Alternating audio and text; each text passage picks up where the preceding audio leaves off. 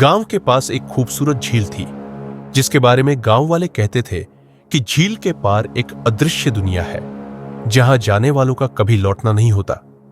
अरुण, एक साहसी युवक जो शहर से आया था, इस रहस्य को सुलझाने का फैसला करता है।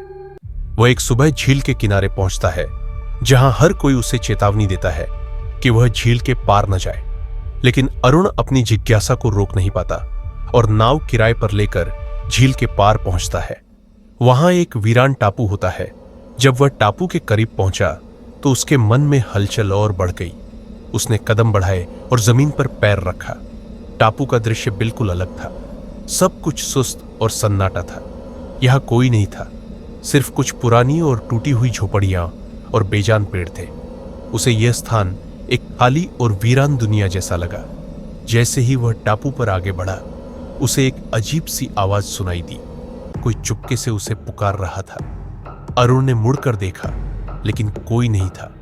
अचानक उसे एक तस्वीर सामने दिखाई दी, जो कहीं दीवार पर लटकी हुई थी। तस्वीर में गांव के लोग थे। अरुण ने तस्वीर को करीब से देखा और उसे पहचानने की कोशिश की। तभी उसे एहसास हुआ कि वह तस्वीर कुछ साल पहले के गांव वालों की थी, जिनकी कोई खबर नहीं थी। लेकिन उसे यह समझ में आया कि झील के उस पार कुछ था जो कभी वापस नहीं लौटने देता।